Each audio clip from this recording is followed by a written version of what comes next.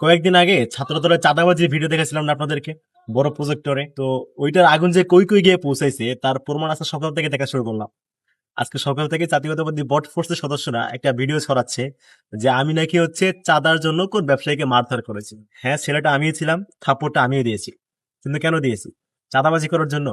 আমি করবো চাঁদাবাজি? ব্যাপার হচ্ছে, ওই দিনে আমাদের জগন্নাথ বিশ্ববিদ্যালয়ের কেন্দ্রীয় ছাত্র সংসদ যকসুর যিনি আন্তর্জাতিক সম্পাদক আমাদের নৌসিন আপু, উনি সায়েন্স ল্যাব থেকে রিক্সা করে যাচ্ছিলেন।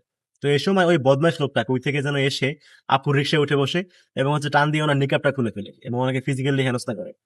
তো এইটা ঘটার পরে আপু আমাকে ফোন দেয়, আমি সেখানে যাই। তো তাকে জিজ্ঞেস করলাম যে এই কাজ আপনি কেন করেছেন। সে আমাকে বলে কি জানেন? সে বলে যে তার নাকি 10 বছর আগে কোন মেয়ের সাথে বিয়ে ঠিক হয়েছিল, সে ওই আপুকে নাকি দেখতে ওই মেয়ের মতো লাগে, এই কারণে সে হেনস্থা করেছে। এখন উত্তর শুনে আপনাদের কাছে মনে হতে পারে একটা পাগল, বাট সে পাগল না। সে একজন পরিপূর্ণ সুস্থ মানুষ এবং সে এখানকার ব্যবসায়ী। অর্থাৎ সে জেনে বুঝে কাজটা করেছে শুধুমাত্র হেনস্থা করার জন্য। তো একজন নারী হেনস্থাকারীকে আমি কি করব? অবশ্যই আইনের হাতে তুলে দেবো। তো আমি ঠিক সেম কাজটাই করেছি। তাকে আমরা তখন পাকড়াও করে নিউমার্কেট থানায় নিয়ে যাই এবং সেখানে আপু গিয়েছেন, আমরা গিয়ে তার বিরুদ্ধে অভিযোগ দায়ের করে আসি। এখন কথা হচ্ছে, একজন নারী হেরেজার সে যখন ধরা পড়ে যাবে, তখন সে তো আর নিজের ইচ্ছায় থানায় যাবে না। আর তাকে তো আমি চুম্মা দিয়ে থানায় নিয়ে যেতে পারবো না, তাকে তো অবশ্যই আমার বল প্রয়োগ করে নিতে হবে। তো আমি তাকে সিচুয়েশনের কারণে বল প্রয়োগ করে থানায় নিয়ে যেতে গিয়ে আমার দুইটা থাপ্পড় দিতে হয়েছে। এখন এই বিষয়টাকে ছাত্রদল ফ্রেমিং করছে যে আমি নাকি চাঁদাবাজি করার জন্য ব্যবসায়ীকে মারধর করেছি।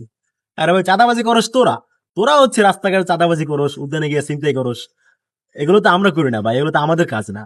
যদি আমাদের চাঁদাবাজি করার ইচ্ছে থাকতো বা এই ধরনের অন্যায় পথে অর্থ উপার্জনের ইচ্ছে থাকতো, তাহলে জুলাইয়ের পরে আমাদের অনেক বড় বড় অফার ছিল, অবৈধ অফার ছিল, কিন্তু আমরা ফিরেও তাকাই নাই।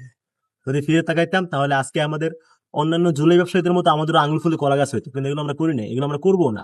এইটুকু নৈতিক অবস্থান আমার আছে এবং আছে বলে শিক্ষার্থীরা আমাদেরকে বেছে নিয়েছে। এখন কথা হচ্ছে, আহ আপনি যখন কোনো একটা অন্যায়ের প্রতিবাদ করবেন, তখন আপনাকে থামাই দেওয়ার জন্য আপনার চরিত্র হননের পথটাই বেছে নেয় সে অন্যায়কারীরা। ছাত্রদল ঠিক সেম কাজটাই করতেছে। এখন আমার দুঃখ হচ্ছে, ঢাকা বিশ্ববিদ্যালয়ের ছাত্রদল, যাদেরকে মনে করা হয় ছাত্রদলের সবচাইতে শক্তিশালী ইউনিট বুদ্ধিবৃত্তিক জায়গায়, কিন্তু আমরা দেখতে পেলাম তাদের কাজকর্ম ঠিক গ্রামের সেই তথাকথিত গতানুগতিক ছাত্রদল যারা আছে, তাদের ধারাবাহিকতায় তারাও সেম কাজটাই করতেছে, যে একটা দুর্বল স্ক্রিপ্ট আন্দাজ এটা দিয়ে তারা প্রপাগান্ডা ছড়াচ্ছে। আরে ভাই, তোরা ঢাকা বিশ্ববিদ্যালয় ছাত্র দল, তোরা উন্নত ছাত্র দল, তোরা প্রপাগান্ডা ছড়াবে আর উন্নত স্টাইলে, আরো উন্নত স্ক্রিপ্ট রেডি করে। তা না কিসব আহ, 2 নাম্বার স্ক্রিপ্ট নিয়ে এসে আমাদেরকে প্রপাগান্ডা ছড়ায়, এটা তো হইতেছে না ভাই।